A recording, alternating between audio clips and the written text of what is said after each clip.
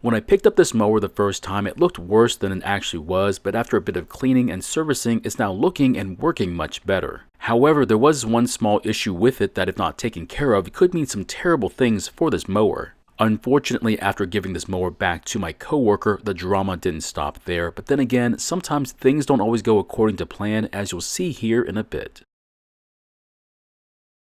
In today's video, we're going to be looking at this Toro brand lawnmower, and the problem is that when pulling on the rope, the handle wants to pull back out of your hand. And after talking to my coworker and asking them about it, turns out they kind of knew something was wrong with it. And that's because to reduce the effect, they would pull on the rope to get the engine to the compression stroke before trying to start it. Now, I'm going to try and repair this mower, but yours might be different, so this might not work on yours. So if things are not working out for you, like in the video, please ask about it, and I'll be glad to answer your questions. Now, the root cause for most issues on a mower like this one is of course a lack of maintenance. It's a real shocker, I know. But most times when the maintenance is neglected, it'll just get worse until finally it just won't work one day. This one, however, as it gets worse, it's going to start to fight back, and one day the rope is going to be yanked back so hard that you're going to say a few choice words that might get you in trouble in certain company. Now, this is really difficult to show you on camera because it's a sensory problem and filming it is not feasible, but I'm going to try it anyway.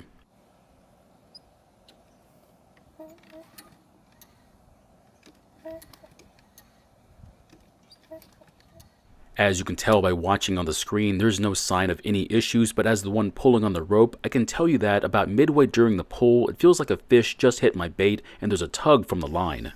I am going to apologize for the fishing reference, but if you do fish, you'll understand the feeling I'm talking about. Now, the most likely reason for this issue is that the valve lash on the engine is out of tolerance. Now, the valve lash is the clearance between the rocker arm and the top of the valve stem or the cap, depending upon the engine we're working with. To make filming a bit easier, I'm going to expose the top of the engine. This will also make it convenient to rotate the engine as well.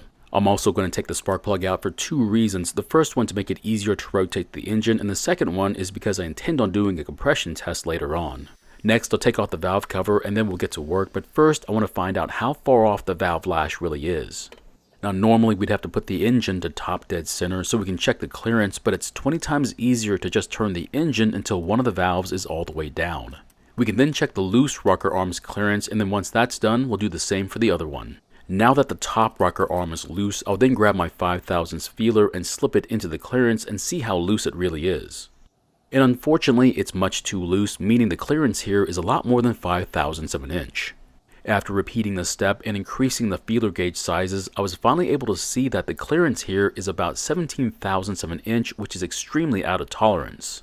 Now, I'm not going to make any adjustments yet. Instead, I'll rotate the engine so that this valve is all the way down and the other one is loose. And once again, I want to check to see just how far off this clearance is from where it's supposed to be.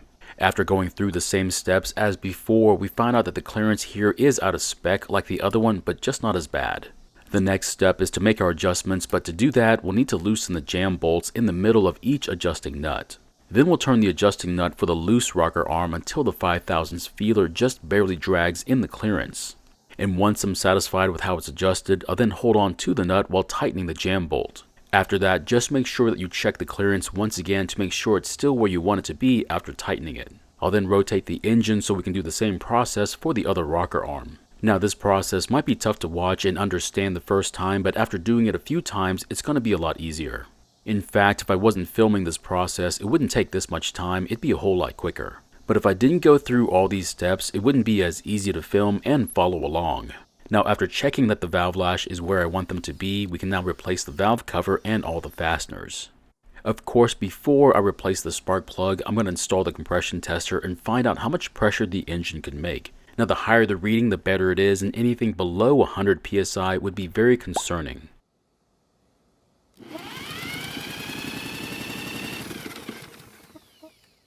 So after spinning the engine over for a few seconds, the reading looks to be a very high 165 psi, which means this engine is very healthy.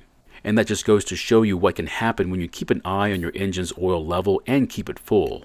Now, I know this is just a small engine on a lawnmower and it's not meant to last 20 years, but it would seem that if you try just a little bit, you can certainly get several good years of service out of them.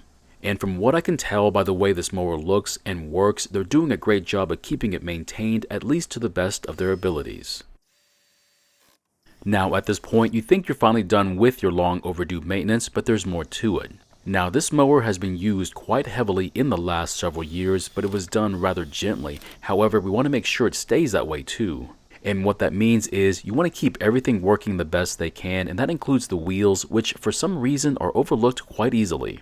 Also, be very careful not to overfill the engine oil by too much, and you'll see why I say that here in a bit. If the oil level is too high, it could make contact with moving parts that it's not supposed to, which could then get in the way of the oiling system working the way it's supposed to.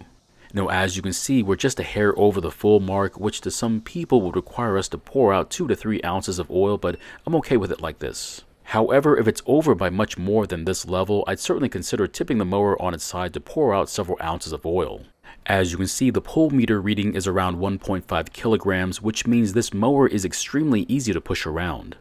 Now normally I'd expect a range of 2 to 2.5 kilograms for a mower like this one, but as you can see, it's a lot less than that. But here's the problem: if you want it to stay this way, you still need to make some effort, otherwise you risk having issues later on. Now the front wheels spin extremely well, so instead of taking them off and applying lube, I'm going to just put some lube on the backside of the wheel on the axle bolt. Now this should be more than enough to keep the wheels spinning for a long time and reduce the chances of them locking up in the future, but sometimes you need to go just a bit further. Now the rear wheels on this mower are the drive wheels and need to be taken off for a better cleaning, and you'll see why here in a bit. As you can see, there's a fair amount of rust or grime on the bolts that if left alone could cause more wear. Spraying brake cleaner and wiping it may not be enough to get them clean, so I'm going to get a bit aggressive with the cleaning. I decided to use a drill to spin the axle bolt against the Scotch-Brite pad, and this was enough to remove most of the rust. After a quick spray of cleaner, we'll then put some lithium grease on it and then put it back in the wheel to be installed. Now if you really want to, you can use this method for all the wheel bolts or just the ones that seem to be having more issues than the others. Now I don't know if you could tell this before, but this wheel was spinning quite well even with just a bit of lube being applied to the back of the wheel, so I wasn't expecting it to look this bad after taking out the bolt. Also, don't forget to apply a thin lube to the height adjusters because these can get rusted in place, which will make changing the mowing deck height very difficult. Now most people never seem to adjust the cutting height on their mower, which is just fine. However, that one day is going to come when you need to do it and you're going to realize you have a big problem on your hands. Now the drive wheels are never going to spin as well as the non-driven wheels, but I like to try the best I can. After getting the wheels off the machine, I didn't realize that they had changed the rear cover design, which I have to admit looks a whole lot better than the older design. The new cover design has been shaped to fit nicely around the larger gear on the back of the wheel and the smaller drive gear. This should help to keep grass from making it into this area. But there is an issue that I wasn't expecting. It turns out the bolt is stuck to the bushing, and the bushing is what's spinning in the plastic wheel, which it's not supposed to be doing, and it's not good for the wheel. After getting the bolt free of the wheel, you can see why it was stuck. There seems to be some rust on the bolt, and that's the reason why it didn't let go of the bushing. Now, while I'm here, I also want to lubricate the drive gear where it's being supported at. If you want to take off the gear, that's up to you, but for this one, I don't think it's necessary. Now for this one, cleaning off the rust is extremely important before applying a lube to it. However, it is your machine, so if you don't want to take the rust off, well, that's up to you. Now you don't need to use lithium grease either. You can use whatever type of lube you want to, and in fact, if you don't want to apply any lube to it after cleaning it, well, that's perfectly fine too. So this is when things get kind of weird. After getting this mower back to my coworker, they tried to use it, and for some reason, even though I tightened the bolt down, somehow this wheel came loose. Now as you can see, I'm going to use quite a bit of force to tighten the bolt down, but mind you, I was only holding the head of the ratchet, but it was pretty tight. I then had to apologize to my coworker for it happening, and they were able to put the wheel back on without any real issues. I'm also going to take this chance to lubricate the brake cable along with the contact points for the handlebar so that they'll work like they're supposed to. Now I did notice that the spring is working well to return the handlebar back to position, but it could work just a little bit better. Now the better option would be to replace the spring, but since this one only needed a little bit of help and was not worn out, I'm just going to bend the end of the spring so that it'll push back just a bit harder. Now these springs do wear out over time, but with this mower being only several years old, it's not at that point just yet. And as you can see, with the handlebar lubricated and the spring lightly bent, the handlebar is now able to return back to position with ease. With all the maintenance finally done, I'll just add some gasoline to the fuel tank, but while it's on the table, I'm going to use a bottle to make pouring it in a whole lot less surprising. I'm sure it's going to start right up and run just fine without the rope trying to pull back out of our hands, but we need to confirm it before we give it back.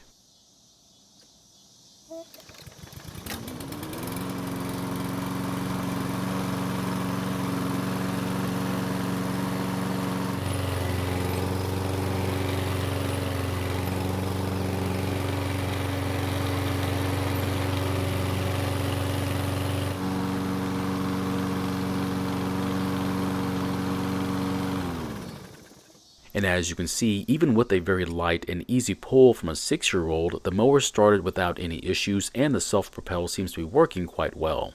Like I said before, I know that the left wheel is going to eventually come off, so now I'm getting used to checking on the wheel bolts after using the mower for a certain amount of time. And even when I make a mistake, I'll try and learn from them and make myself a better person afterwards, which used to not be the case, but things change when you get older. Now, I will say that I never expect a typical owner of a lawnmower to take any care of their stuff, let alone just checking the oil, so when I found out that this owner was doing that, it made me very happy for just one brief moment. But then I came to my senses and had to get serious again and realize that something like this gasoline mower will be gone from the stores in a matter of a year or two, and in its place something much cheaper and has a higher profit margin will be there. What a shame. And if you've been holding out on getting a new gasoline mower, don't wait any longer, otherwise you're going to miss out on all this fun. So my question is, do you have a mower like this one where the pull rope is wanting to pull back out of your hands? Because if so, I think you know what you need to do. Buy an electric mower. Thank you for watching. I really do appreciate your time here. Please feel free to ask me any questions about this project or about your own projects, and I hope to see you in the next video.